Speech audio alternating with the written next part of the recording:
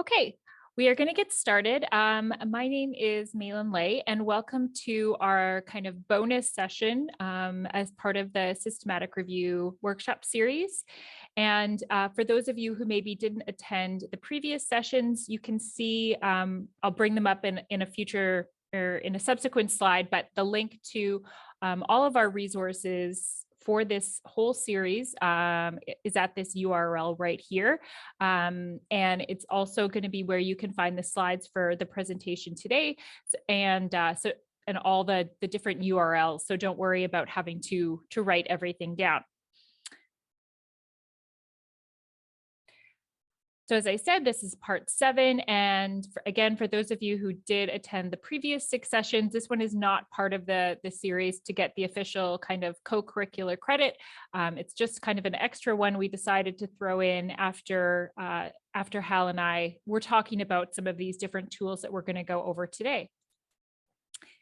So the session today is going to be done by me and Hal Lowen, who's also here. And we're hoping that because it's a smaller group kind of today, and it's going to be very much, we're going to show you some tools and hopefully have a bit of a discussion. So we really encourage you to put questions in the chat, and Hal and I are also going to be talking about it as well, about our own experience using these tools, some of which we've used maybe a lot, some of which are a little bit newer to us, to really kind of get a good sense of what works and what works for different people. So the outline for today is we're going to talk briefly about the objectives, a kind of an introduction to tools and how to use them kind of in the best possible way, and then going through some of the tools. And we're focusing more, as you can see here, on the steps that the library typically gets involved in. So there are going to be mention of some kind of other tools as well that we perhaps don't use as much, but we're really going to dive into some of the tools that are kind of most helpful when you're maybe at the earlier stages of your systematic review. So the objectives for the class today is that by the end, you should be able to leave here knowing kind of at least 5 tools that could help you complete a systematic or any kind of knowledge synthesis product, systematic review, or any KS products. Be able to select the correct tool for the specific task that you are doing. Identify the skills and the knowledge that are needed in order to use some of these tools correctly. And just building on that, I want to just kind of give the caveat here that we are going into this assuming that everybody attending this session has some basic understanding of systematic reviews already and the steps involved, whether by attending the previous 6 sessions or through other means. We're not going to be kind of getting into what is a protocol. So we're not giving you that background knowledge today. And then also help you to be able to locate other helpful tools on the internet for doing systematic reviews. So I wanted to just kind of mention something important here, and that is if you have attended our sessions or if you've ever worked on any kind of systematic review, hopefully you have an understanding that this type of research is extremely complex and it requires a really good understanding of the whole process, and it takes a lot of time to develop that expertise. And so the tools that we talk about today are in no way intended to take the place of knowledge or expertise. You can't just kind of line up these tools in a row and assume that, well, this is going to do the systematic review for me. I don't need to understand the process. That's not how they work. Instead, the way that these tools are designed is really to make some of these processes, which can be incredibly time consuming and kind of laborious, how to make them more efficient. So you still have to you still have to build a complex search, but how could you build it a little bit more efficiently? You still have to screen 5,000 articles, but how can you make your screening go by faster? Those types of things. And There are a lot of different tools out there, and some of them are free, some of them are not free. And really, the ones that we decided to include in the presentation today are the ones that either we use here or that we have kind of are getting more familiar with and would recommend them. And, if you, feel free to throw it in the chat as well. If there are specific tools that, you have used and would highly recommend, we definitely want to hear from you. There are the very last slide or second last slide links out to a resource that kind of has a huge listing of them. And that can be a bit overwhelming, is knowing which ones out of this huge list to choose from. And so that was our intention, is really, here are a few key ones to kind of get started with. So that is the intention of the ones of the class today, and the reasoning behind why we chose the ones that we did. Okay, so that's all the buildup. Let's actually talk about some of these tools. Okay, so I've listed some of them here with the links out to them. So I'm going to be demoing these. And I also have included screenshots as well, just in case things went wrong or things went really slowly with my internet connection. But if you want to follow along and try some of your own things, feel free to do so. All the links are here and are on our LibGuide at that link that was provided right at the start of the class. Okay, so the first one is one that kind of just came out of beta, and it's called the SR Accelerator Methods Wizard. So you're going to hear a lot about the SR Accelerator in the class today.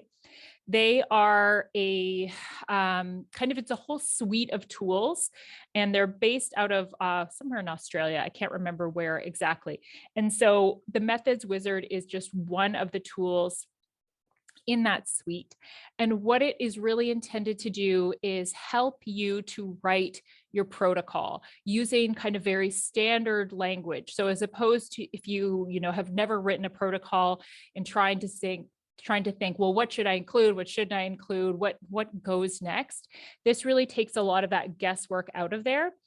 And we're going to walk through it now. And I have kind of given you a sample one here, but I would recommend just, going straight to the resource itself. You can click that link. Sorry, let me just fix my screen here. So you can see in the Systematic Review Accelerator, you can create a free login, which helps you save your projects as you go. And that's easy to do. And on the left-hand side here, you see that these are the tools that the SR Accelerator team have created. And they kind of are listed in the order in which they kind of happen in the systematic review process. So we will click on to Methods Wizard. Okay, and we are going to create a new project. So for the whole class or the whole session today, we're kind of going to be working with the same basic topic, which has to do with bicycle helmets and injuries. And so we thought it was kind of a general topic. And so that's a lot of the examples today use that as a topic. So what I'm going to do is I'm going to walk through this process as if I'm writing up my protocol, but I want to be clear that I am pulling this from an article that has already been published, just so you don't think I'm making this up on my own. And it's this article here. I meant to pull it up ahead of time. So bicycle injuries and helmet use, a systematic review, and meta-analysis. So when you yourself are using Methods Wizard, you still, to start using it, you still have had to think about your project. So you still need to know, well, what is your title? What is the objective of your study? What are your inclusion and exclusion criteria? You still need to have all that information. And so I'm just kind of streamlining that by pulling that from kind of an existing article. So you can see here that these are the main kind of parts of a protocol. And within each of these, there's going to be different information that you can exclude or include. So if we go to the title page, what is the title of this project? So I'm going to just give it that title right there. And I'm going to say that Hal and I are the authors, but we would understand we would probably need a lot more people on our team. So we're going to put in that we're going to be really hopeful it's going to be published in 2023. Okay, so that's title page done. Then we're going to click over to our eligibility criteria. So you can see here that they have structured it as if it is a PICO type question. So the very first kind of box is, what is the population that you want to focus on for your systematic review?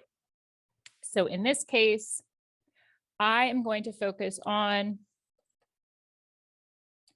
bicyclists of all ages who have crashed or fallen while riding a bicycle.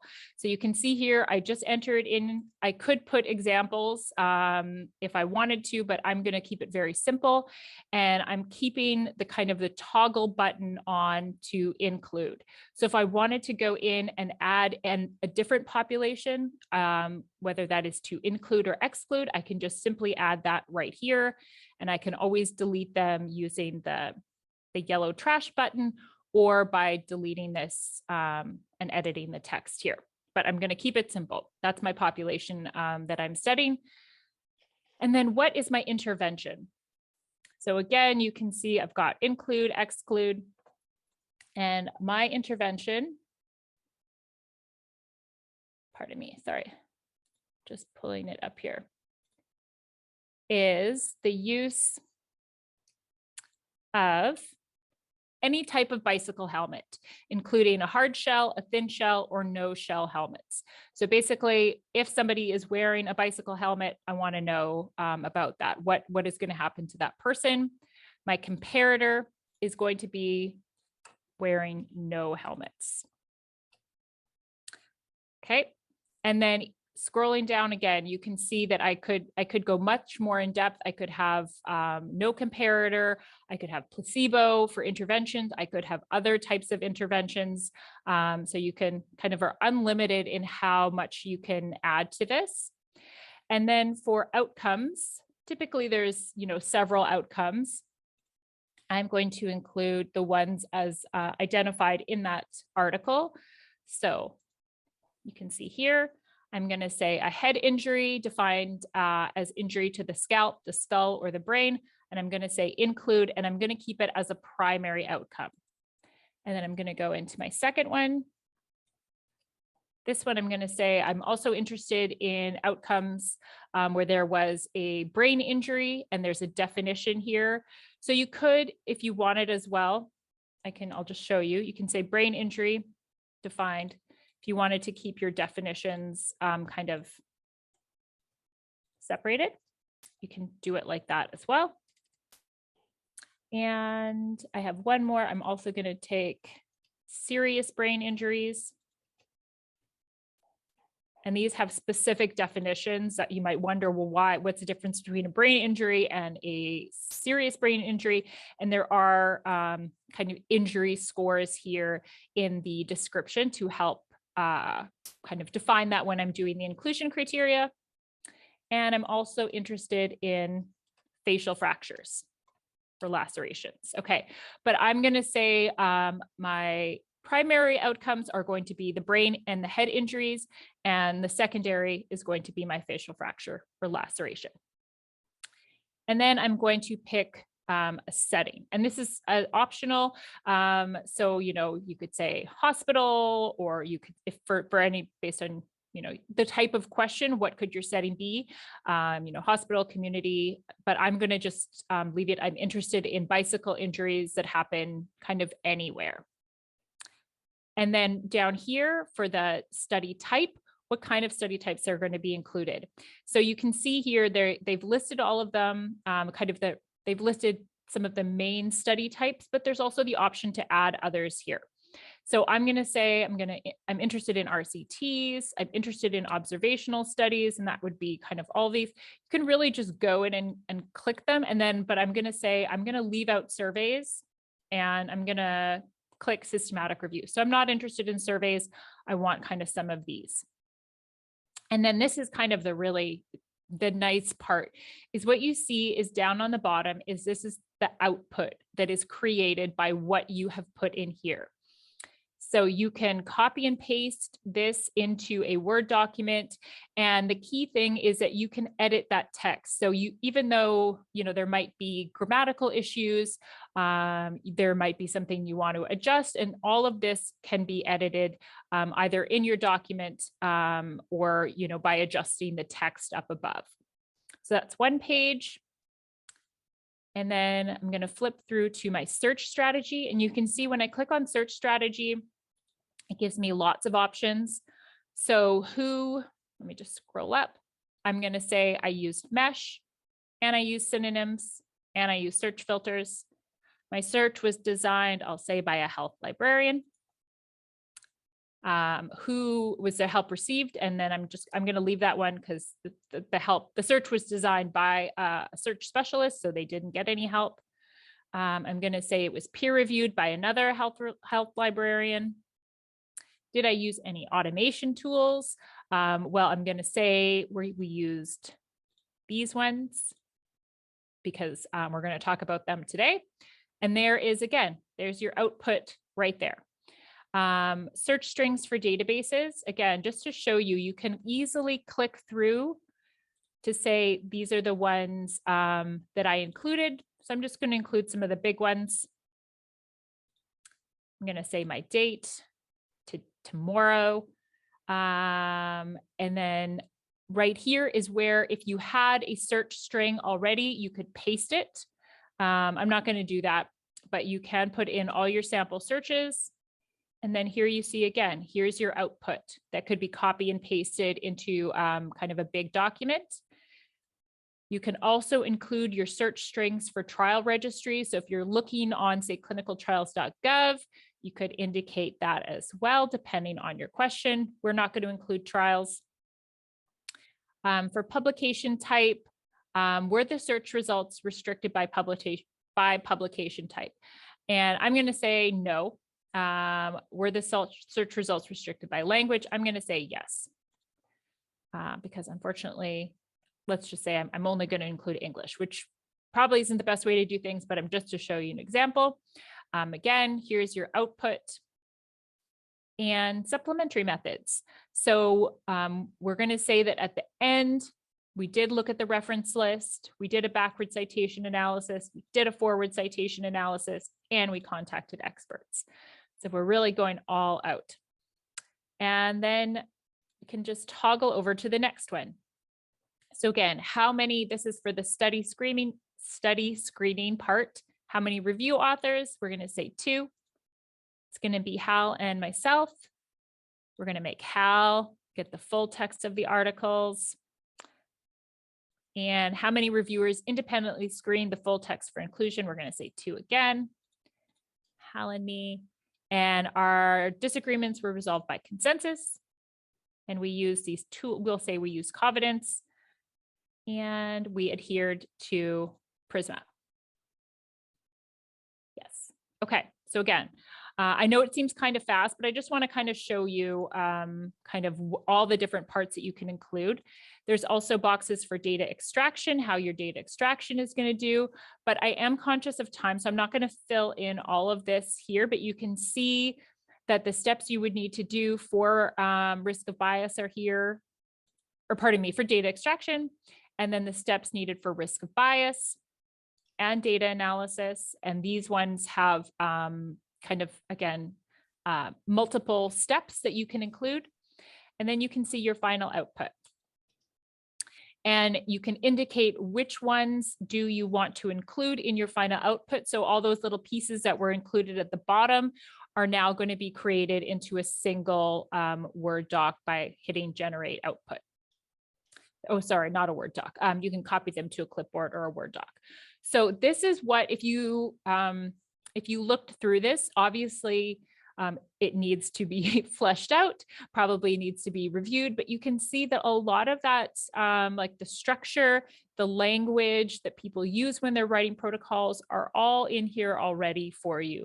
So as long as you've kind of thought about your project and thought about how it's going to work, it really will save you a lot of time when you are writing your protocol. And as I mentioned, this is pretty new. And so when we heard about it, we were quite, we're enthusiastic about it and hopeful that it will save people a lot of time when they're writing a protocol. Okay, so that was Methods Wizard. I hope that was helpful. Okay, the next two are much kind of easier to to kind of like walk through, and they kind of serve the same purpose. And what I liked about them is that they're both ways to kind of graphically represent how new trends, new ideas get represented in the literature over time. Because often when I'm helping people with reviews, you know, they'll say they want a specific date that their search should start, because they'll say, well, this new technology wasn't invented until this date, or you know, this drug wasn't patented until this date. But using one of these two tools will really help kind of prove that. So again, they track when a term first starts appearing in kind of Pubmed or Medline.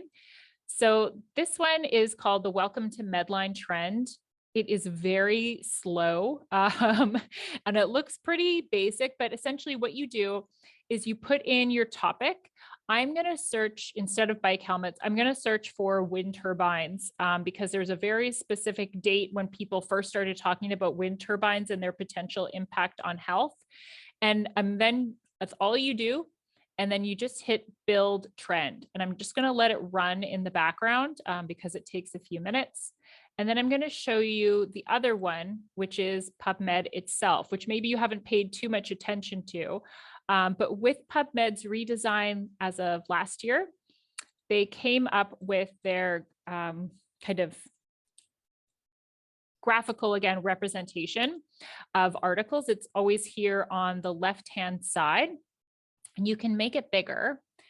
And so what you can do is you can see, again, this very kind of basic topic. When did articles first start appearing on this? So you can see it wasn't until the very first one. If you can see, I'm going to shorten it up a bit. You can see that the very first article doesn't appear until, it's kind of hard to pull it out there, but until 1993. But then you see over time, there has really been more and more articles, and they will show you as well how many of those articles kind of belong to each year. So you can see, well, as of 2021, you know, 196 articles mention wind turbines. So you're really seeing kind of an emerging topic right here. Obviously with COVID-19, for example, you would see a very sharp rise at the end of 2019 and going forward. So again, this can just be helpful for you to see the rising popularity, emerging trends for specific concepts that you may be interested in your systematic review, and can use it to help justify why you might use date limits in your search, which usually are not recommended. But if you can say, well, you know, this new thing didn't happen until, or didn't really start being talked about until this date, it gives you a bit more of a justification. And I'll just see, this one's still running. Okay, well, we'll leave it running here, but I did include a screenshot of it. So it's this one here, and it's kind of a bit, it's not as visually appealing as the Pubmed, but it's been around a bit longer, so I always like to include it here. And it shows you the number of articles, the year, and the percentage out of, I think it's out of 1,000 articles that are on this topic. And you can see that the first article on wind turbines appears in 1993 in both of these resources. So that is something that I would use when I'm starting to build my search, is kind of getting a sense of when did topics first start being talked about. Okay, the next one is another one from the SR Accelerator group, which is the word frequency analyzer. So what it does is it takes from a set of articles, it takes the frequency of words in those articles. So in order to do this, you do need to have some relevant articles already, and that's not that unusual. Usually when people start systematic reviews, they already have some articles that they know they want to find. So whether that's, even just 3 or 4 articles is typically enough. And even if you don't have some relevant articles already, you can always just do a quick search in PubMed or Google Scholar to find some, ask your supervisor, that kind of thing. The thing to know is that in order to work in SR Accelerator, you need to have these citations in an RIS format. Oops. So you can do that in EndNote or Mendeley, or when you're downloading them from a database. So they do need to be in an RIS format. So I'm going to show you this as well. And what I'm going to do once it loads is I do have a sample library. Let me see if I can find it here. And what I did is I just went into PubMed and I picked 5 articles on bike helmets and injuries, and I put them into RIS, and I'm going to upload them now. Okay. So again, I found 5 articles, and then what it's done, it pulls out how frequently those words appear in the full text of the abstract and the keywords, and lists them here. So there were 5 articles in that set, which you probably couldn't see, but in those 5 articles, the word injuries appears 54 times. The word bicycle appears 47. Helmet, helmets, head.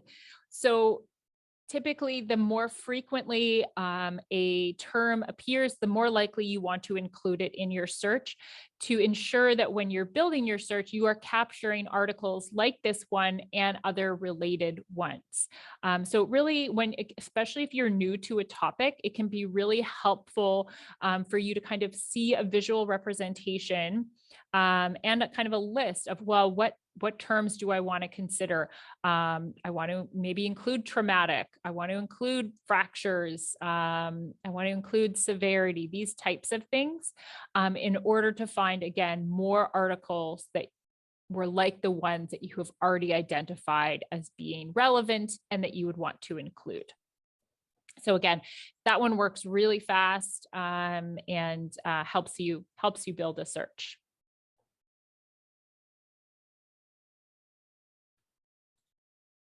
Okay, and I just included a screenshot of that one there so you can see. Okay, the next one is called the Yale Mesh Analyzer. And this is another tool that I would use to help me develop kind of a big search string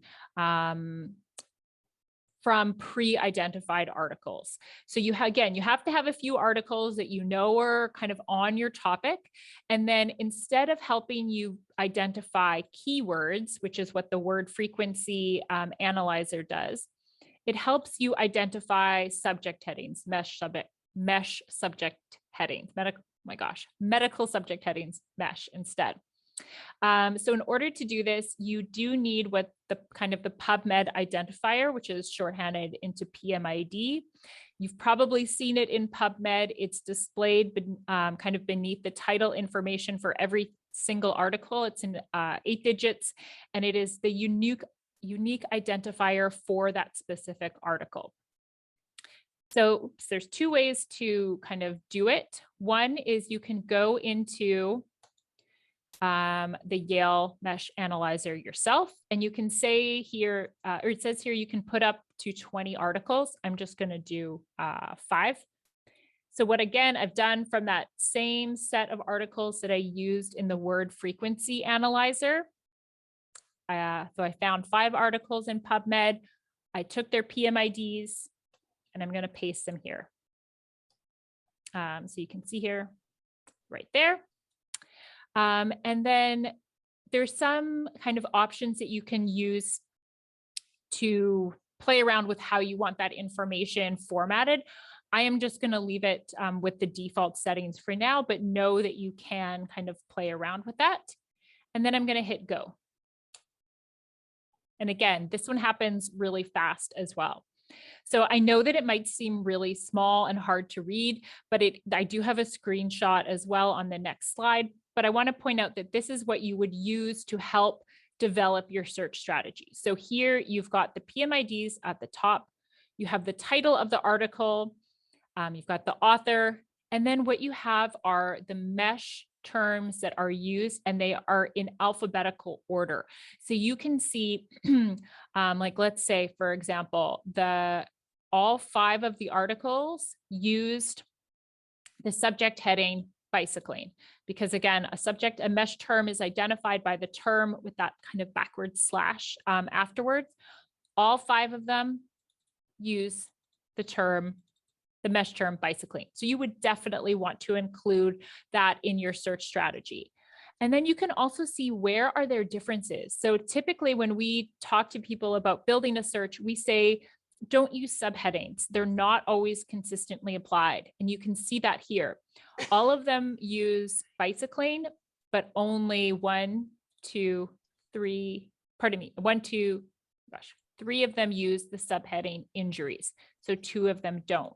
So you would just want to go through each one of these and really see what are some of the key mesh terms I want to use to make sure that I am locating articles like this when I am building my systematic search. And I'll just pause and see, Hal, were there any questions, anything you wanted to add? I know it's fast, but anything you wanted to add about any of those tools?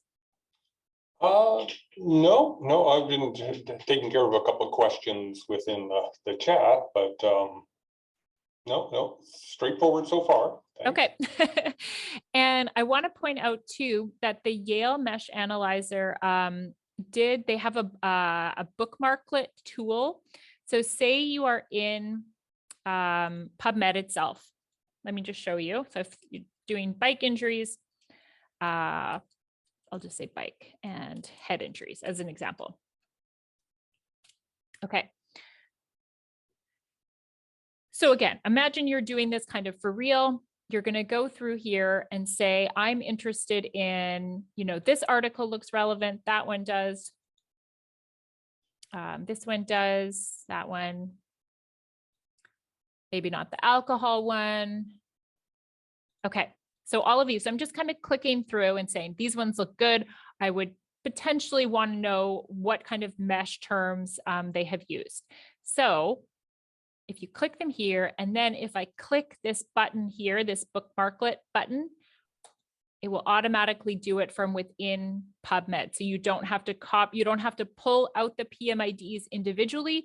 You can just press it and it will generate it for you right away. So again, you can see bicycling, bicycling, bicycling, bicycling, bicycling. And again, some other kind of consistent terms, head protective devices. And I didn't mention it earlier, but they also show author keywords. So again, helping you build up the keyword part of your search. So it's just really helpful when you're first developing your search. And the link to add that Bookmarklet is on this slide as well. This is just an example. It's here as well on how you would go about doing it. And I actually just learned about that recently. It's kind of hidden away on their website on the FAQs, but I think it's really a handy one so that you don't have to go into the articles and pull out the PMIDs yourself. Okay, and the last 2 terms I want to talk, or tools I want to talk about, are tools that are within Ovid itself. So Ovid is basically a big vendor that has multiple databases within it, but some of these tools are only available in more of the health ones right now, but it is expanding. And I would say, I'm going to talk about Ovid Term Finder and Ovid Search Builder. Figure out which of these you prefer and use one of them, not both of them. They kind of sort of overlap a little bit. Okay. So the Ovid Term Finder helps you identify key subject terms, subheadings, etc., without leaving this page itself. So I have Ovid already opened up right here. Oh, we're going to continue it. And you can see it's this green one right here, and it's kind of hidden to the side. But again, I'm going to do our bike helmet injury topic. So I'm just going to put in bicycle. Or sorry, I should click this first, actually. Oh, hold on. I think I made my screen a bit bigger. Okay, sorry. So I'll just show that again. I clicked on the green expand term finder, and then I'm going to write in bicycle and hit search. So what it's going to do is show me what is the mesh term for bicycle. And you can see I want to use bicycling. If you wanted to go in and look at the mesh tree itself, you could to see, are there other related terms that I might want to think about? Do I want to say use sports? You don't have to. It will also, hold on, sorry, let me click bicycling again. Okay, so I'm going to do that one. I'm going to say add to my search options. And then here's going to give you options. Do you want to explode it? Do you want to focus it? Do you want to search, add it as a keyword? And then how do you want to add it to your search? So I'm going to say add to my search like that. And then you can see, oh, sorry, I had mistyped that. You can see it's added the mesh term in for me right there. And then I can also do some other things. So again, if I click on the used for terms, you can see sometimes the word, so bicycling is kind of, it is what it is, but for a lot of medical terms, there can be multiple ones here. So I'm just going to click bicycling. I'm going to add it with an or, and it's going to add it as a keyword, right? Again, for a systematic review search, you want to search by subject headings and you want to search by keywords. So this is a good way to kind of build that automatically. You would also get the definition and subheadings if you wanted to include them. So then there's bicycling, okay? So then I could go close if it would let me, but it's not going to. Okay, I'm gonna try and click this to see if it'll go away. Okay, well, let's see if I add it on separately. It's just acting up just a bit. I'm gonna try putting in actually brain injury. Okay, so again, same thing. I can add in brain injuries. I can, let's say, explode it, add it to my search. And it's just, okay, so of course it's adding, it's just going a little bit, oh, because it won't let me close it. It's not adding it in a separate line. And I need to move on anyways, but I want to show you then in the, when it's working properly, it is really nice for building terms. I will just show you the screenshot of what it looks like, right?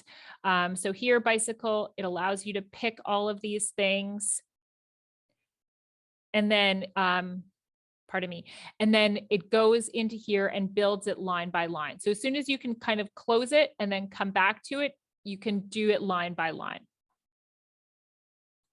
So usually you had to do that by kind of going into a different screen. So the term finder lets you do it from kind of right within that main screen, but you have to have a good understanding of what mesh and keywords and scope notes and subheadings. You have to understand what all that is to use it properly. So the second one is the Ovid search builder. And this is the first step for building a very comprehensive lit search. And I'm going to refresh this so I can get rid of that box. Oh, sorry. And the term builder is only available for Medline right now, but this Ovid search builder is available in a lot of the other Ovid databases. So this one kind of works the same for part of it, but not for every part. So if I, again, put in, this time I'll start with brain injury. Okay. Oh, just one thing, Maylin, sorry. No, you can actually, it does now do more databases. You need to select your database first with select at least one database, but you can select numerous. There you go. Oh yeah, sorry. I meant for the other one only has Medline. Right. Oh, this one has lots. Yeah. But yeah, no, thanks on it because I needed to select this anyway. So I'm going to select Medline and Embase. I'm going to put brain injury. and let it think a little bit. Okay, so here it's going to show me what are the subject terms in both Embase and Medline. And I'm going to explode them, even though I don't know if they can actually be exploded, but I'm just going to do it. And then I'm going to X out. And you can see here, you can't really see what's happening, but because it has the little eye, I know that something has happened behind the scenes. And then when I click on synonyms, this is the really nice feature as well. It's going to show you all the different terms that can be used, keyword terms that can be used to describe brain injuries that are captured by this single subject heading. So singular, plural, brain lacerations, etc. I'm going to select them all, keep them all selected, and hit X. I can then add and remove more lines, which I won't do for right now. And if you click the PubChem one, I note in the slides, this is really helpful for searches that involve drug names because drugs have so many names.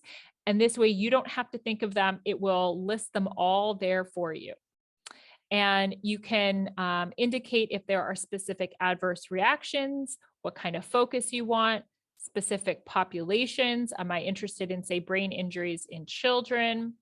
And specific clinical queries. So do you want, say, review articles? Do you want therapy questions, etc.?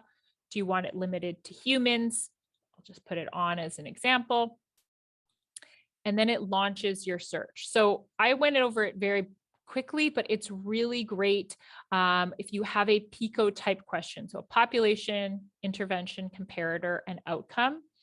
And I'm just going to come back to in a second, but I just wanted to show you on this slide what happens. So this was a topic. I'm showing you all the things that I selected, and this is what it built for me. I didn't have to really type anything. It was a sample question on the use of a drug and for heart attacks. And again, it populated this all for me. And I said, I'm interested in adverse effects in elderly and humans only. And it did that all for me with just a few clicks. So definitely try that out. You can use it for, doesn't have to be a systematic review. You can just use it for your, presentations, for grand rounds, whatever, to find articles. Okay, and over to Hal. Sorry for taking up so much time, Hal. No worries. Okay. Oh, there we go. And I'm going to start sharing some screens here. Okay, so you should be seeing the over to Hal, I hope. Okay, so I'm going to talk about deduplication. We're going to look at some tools. Of course, deduplication can be done in EndNote.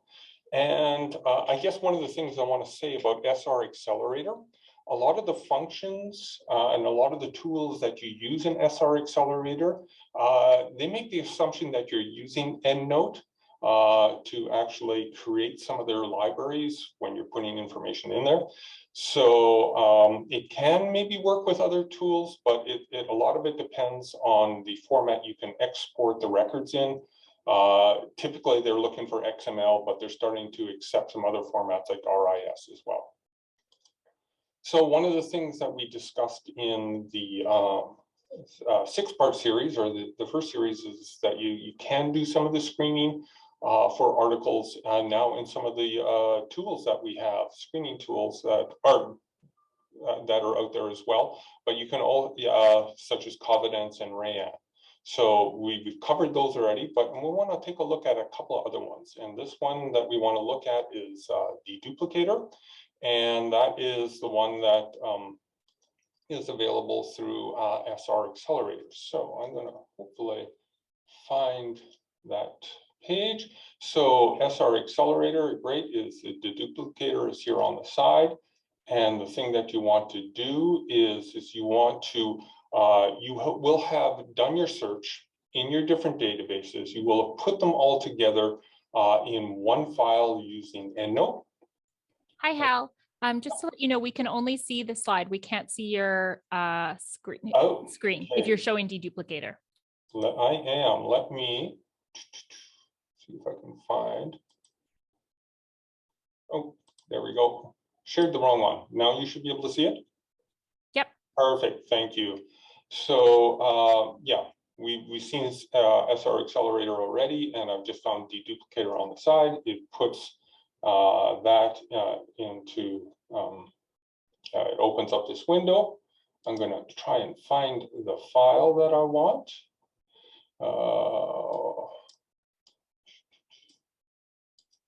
Just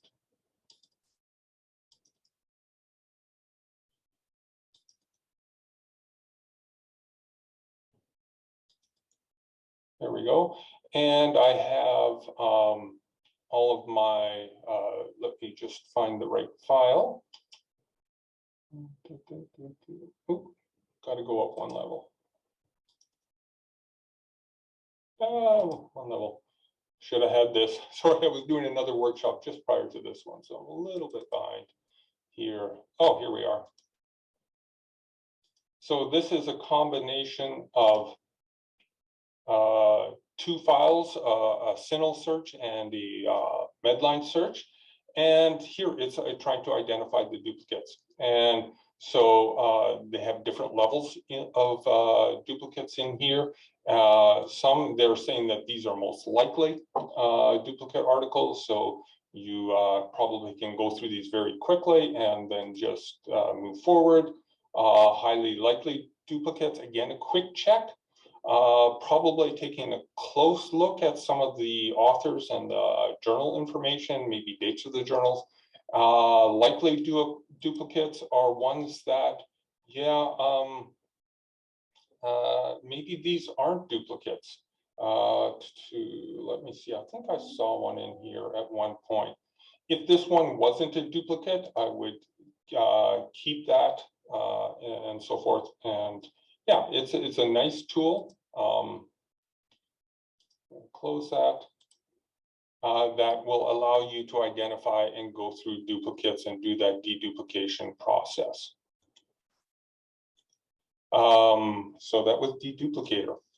There is another suite of tools that I just want to acknowledge that some of you may come across in some of your searching. It's called Distiller RS.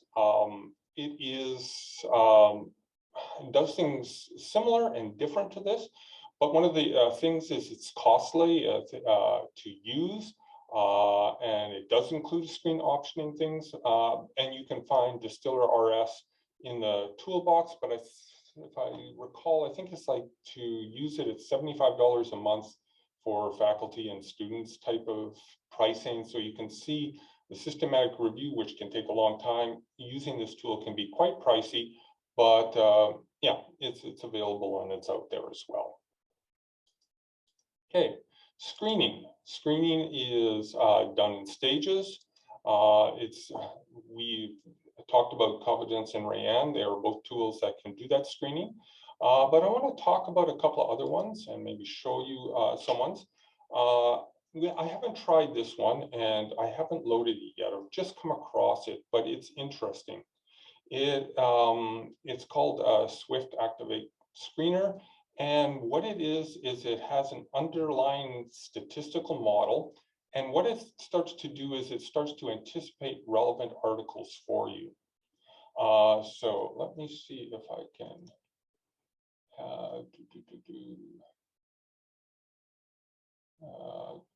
There it is. So and you can download it, and it's free to use. And so how this method works is that it asks you to find an article that you would most likely exclude and one that you would most likely include. And then it starts to do an analysis on this. And so it's going to prompt you to review another article. And when that one comes up, again, you will just say, yeah, no, this is an include, that's an exclude. It may ask you some questions in the time being. And it's a smart tool. So it starts to take the information from the metadata of those tools, and it starts to promote what it thinks, based on all the articles that you've uploaded, are the stronger articles to actually consider for your review.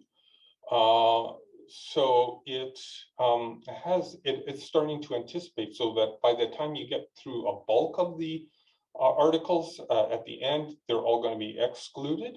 So Haven't tried it, don't know how it works, but I think it has some interesting properties to it. Malin, do you have any, can you see any benefits or problems to using such a tool? I mean, we talked about it a little bit today, and I'm like, I guess I'm worried about it, but I think because it's learning as it's going, so I think the best thing to do would be to test it, right? Test it on a set of 50 articles, see what you would find, kind of what the tool finds, and then what you would find without it. But I think it has real potential to save everybody a lot of time. Yeah, no, exactly. Thanks. Okay, so let me go back to this. And so another tool is Abstractor. This comes out of Brown University, and I have it open here. And it is just another tool for screening, much like Rayanne. Let's just put my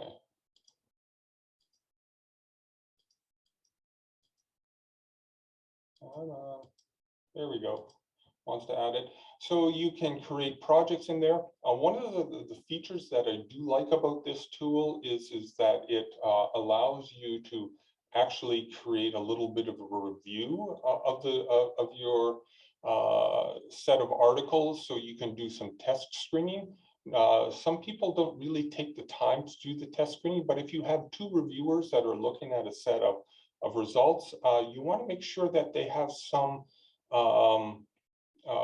they're in agreement with the inclusion of the articles.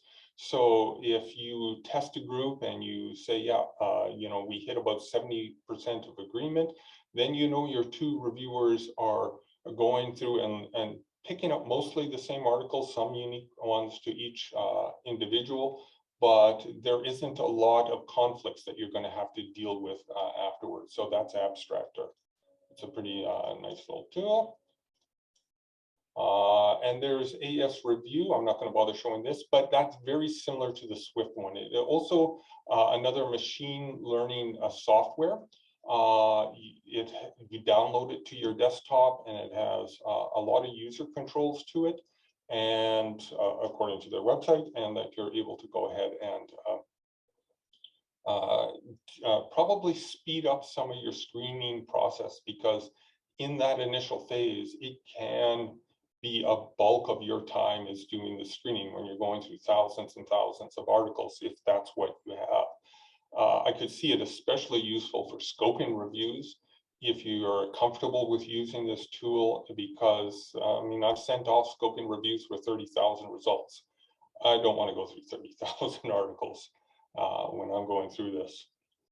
Screenatron, I'm going to do a little bit of demonstration of that, and that's done with Disputatron. So if you attended the screening workshop that I did, Covidence automatically keeps everything in one tool, where the Screenatron and the is a little bit different in the Systematic Review Accelerator, is that you have to use this particular tool first. There we go. I already have one loaded in here, and what it does is I will have downloaded XML articles or RIS, and it puts it in here, and then you can go through in this and decide whether you want to exclude it, include, so forth. If it's undecided, what happens here, it doesn't go into an undecided folder. This confused me at first when I was trying this. So where's all my undecideds? No, in Screenatron, it's a little bit different than Covidence and Rayanne and some of those other ones, where it assumes that you are going to look at the undecided later with another individual. This just puts it at the bottom of the list so that you can go back and decide that, okay, I'm going to take a closer look maybe at the abstract of it. You can show the abstract if this was an undecided one, so you could maybe decide, yeah, this better meets my inclusion criteria or exclusion criteria. and then decide, yeah, no, I'm now going to include it. So that takes it away from the bottom of the list. So how this is also different is that you do this as an individual, whereas some of the other tools, you're doing it with somebody else on the same database. Here you're doing this on your own database and on your own desktop. And what you need to do is you would have to have two people going through the exact same set of records, same as you would in Covidence and Rayanne, except you're doing it individually. And then you use the Disputatron to actually load the results. And the only thing that you are going to load from the Screenatron is the included articles. Okay, and let's see if I can find those. So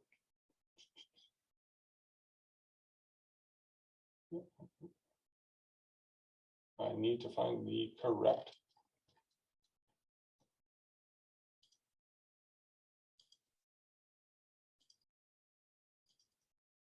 Okay, it is this one. So let's try opening that one. Browse that one. I think it's these two. Submit it. Screen. Okay, sorry.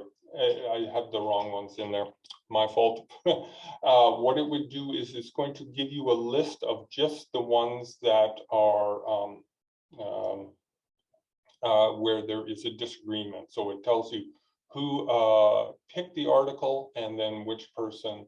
You can then look at the results of those titles and then decide to whether you're going to include it, and then export the stuff back out to EndNote. So that's how that works. There is one more tool that you can use for screening, but I'm not going to bother showing that, and that's the robot search. Robot search is basically what you would do is it's a way of screening to a very specific group of articles, and that's randomized control trials. And that's the only thing that robot search will actually find for you. So even though I'm talking about this tool and it's great, I don't have this link. It is in the toolkit that we have created that supports this whole workshop series, and you can find the robot search in there. I'm just cognizant of time, so I'm just going to keep going here. Citation search is an important part of the systematic scope and review process, and it is the backward and forward searching. There is in the SR Accelerator, there is the spider site, which is a great little tool. I found it a little bit cumbersome to use, in that is you have to download the articles from a resource that includes the references. So some databases don't have that. So Spider Site's not going to work with that. I like one better called Citation Chaser. And I think I have that one up and running here. It automatically kicks you out after a while, but. And what Citation Searcher will do is, once it loads here, is I put in an article. It works on unique identifiers. So it will be a DOI, and you can find that in your records. If I go to Spider Site here, and let me expand that, and I look at the whole reference. Come on, highlight for me. There we go. I can copy this DOI. You can find the DOI in a variety of places regarding the record. You can get it from Pubmed, etc. And I can load my input articles. There are different ways of doing this in this particular database. But what it does is it pulls up the article, and then I can go to references. Okay. There we go. It's finally loaded them up. And it gives me all of the articles that were referenced in the one that I'm looking at. So this is a step that you use at the end on your included articles, the ones that you're going to include in your scoping or systematic review. And it's a way of checking those and finding those articles as well. And as well as it can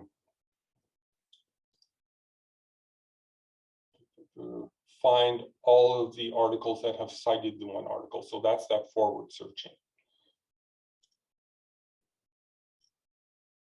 Great. Of course, you can also do this in Scopus as well. It's one of those tools, and as well as Google Scholar will actually do some of this work for you as well. So we've gone through that. Some other tools and resources, just to make you aware of them. We have Robot Reviewer.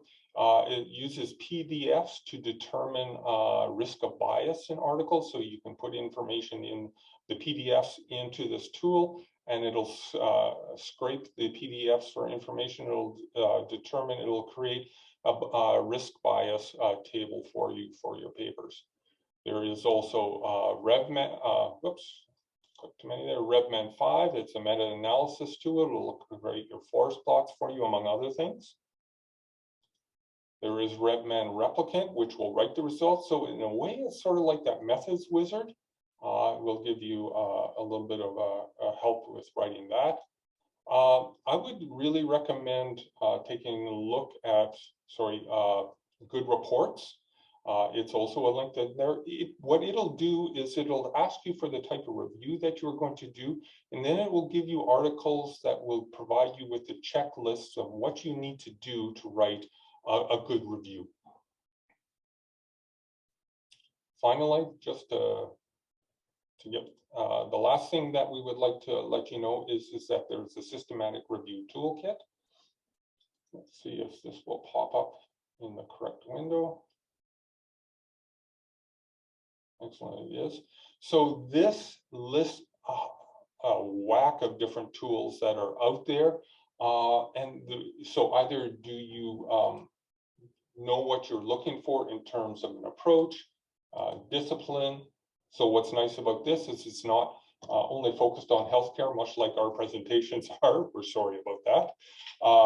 But it also gets into social sciences, software, etc., multidiscipline, and costs, etc.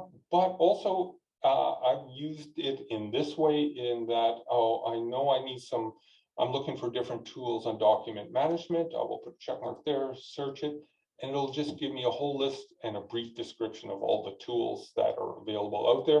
Some are really related, some are remotely related to document management, but it's close enough that they include it in that list. So a great tool for finding other tools that are out there. So there we go. And here is a little bit of an evaluation. We would love for you to give us an evaluation on this presentation. It would be really helpful. Would you like to see more of this, a longer presentation, shorter presentation, etc.? Yeah, so use that link there. And whoops, sorry, wrong button. Are there any questions for Malin or myself?